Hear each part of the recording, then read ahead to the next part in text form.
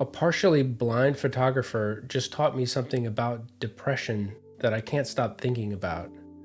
She can't see what she's photographing.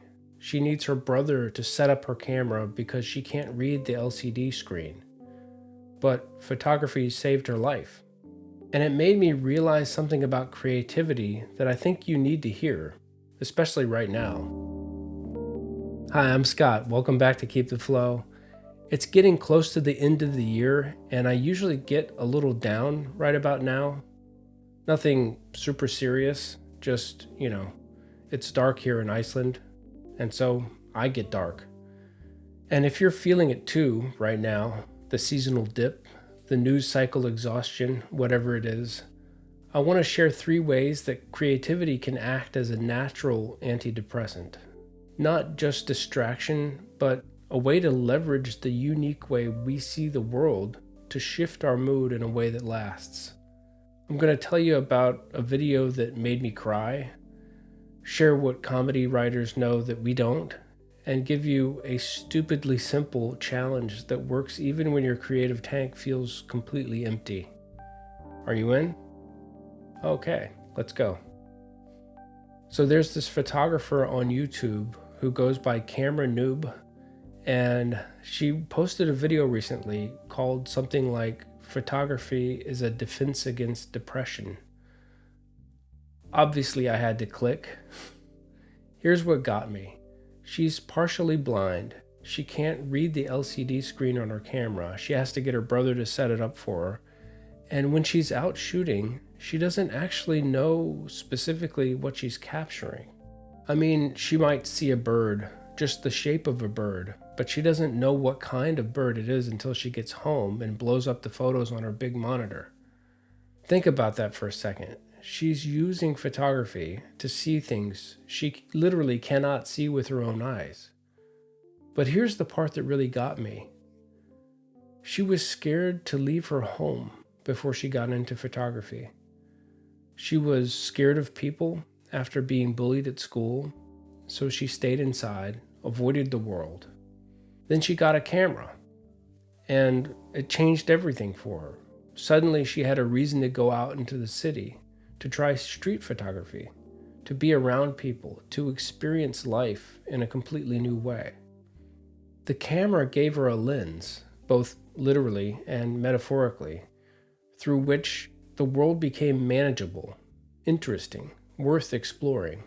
This is the power of creativity. It's not just about making something, it's about having a reason to engage with the world, a filter that transforms overwhelming reality into something you can work with.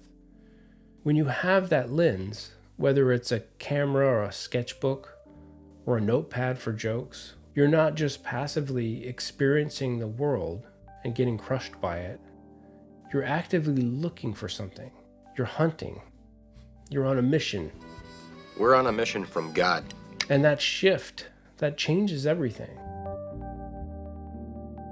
Which brings me to something I've been binging lately that taught me the same lesson in a different way.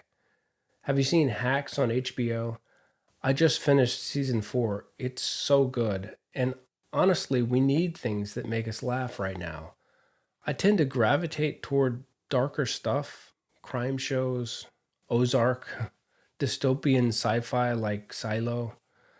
I enjoy them, but I've noticed that if I consume too much of that, eventually it takes a toll on my mood. But here's what I love about Hacks, beyond just the laughs. It shows you the process of writing comedy, of coming up with material, of figuring out what's funny.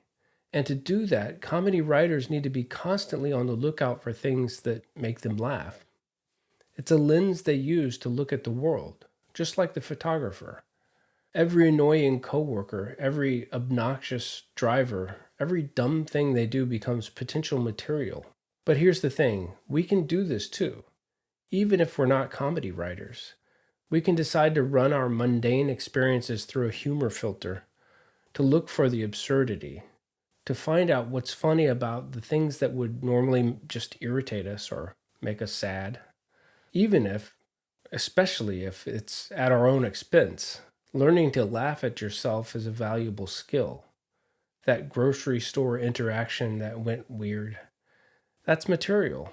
That thing you forgot for the third time this week, that's material.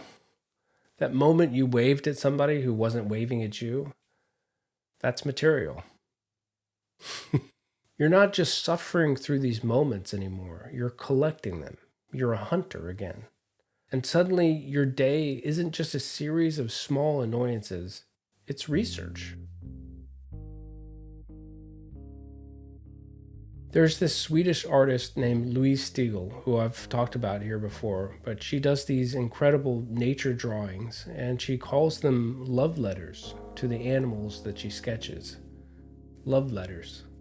That's a lens, too, looking at the world with gratitude, with appreciation, with the intention of honoring what you're seeing.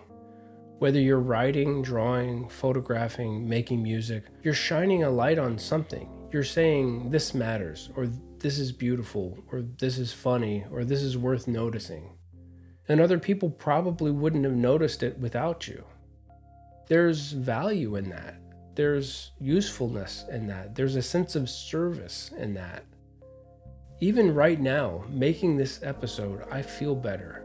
I'm grateful for Cameron Noob and Louise Stiegel and the writers of Hacks for inspiring these ideas. And I'm grateful that maybe, hopefully, this might help some of you. That's not just feel-good fluff, that's real. That's a mood shift that lasts, for me. But here's the hard part, right? There are times when I sit down at the piano or at the drums and there's just nothing there. My tank is empty.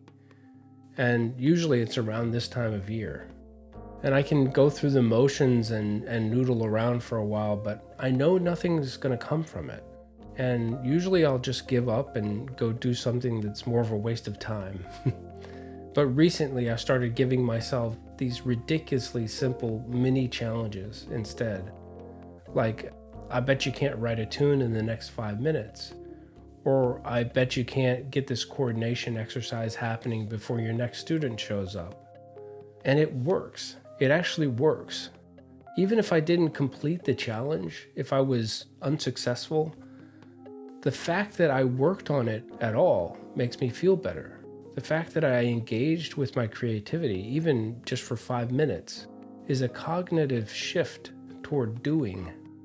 And here's something you can do right now while you're thinking about it. Write down a mini challenge for yourself, something specific to your creative practice, something that you can pull out the next time you're feeling down. For photographers, you could say, I bet I can't find 3 interesting textures in the next 5 minutes. Or if you're a writer, I bet I can't describe this room in exactly 50 words. Or if you're a dancer, I bet I can't dance Swan Lake backwards. Actually, that last one might be a bit much. Make it small. Make it achievable. Make it a game. Because the hard part isn't doing it. The hard part is remembering you have that power when you're feeling down. Having it written down helps. Setting that intention right now helps. So the next time you're feeling down, I hope you'll think back to this episode. Think about Camera Noob, who couldn't see what she was photographing, but found a reason to leave her house. Think about comedy writers who turn every annoying moment into potential material. Think about your lens, your filter, your unique way of shining a light on things. There's so much to be inspired by, so much to process, so much to transform and share with the world. And if you're feeling it, if this resonated with you, I'd really love to hear from you in the comments. What's your creative lens? What's your mini challenge going to be? No pressure, but I'll be down there reading them. And if you found this helpful, go ahead and hit subscribe so you don't miss the next one. Thanks so much for hanging out. I'll catch you in the next episode. Until then, keep the flow.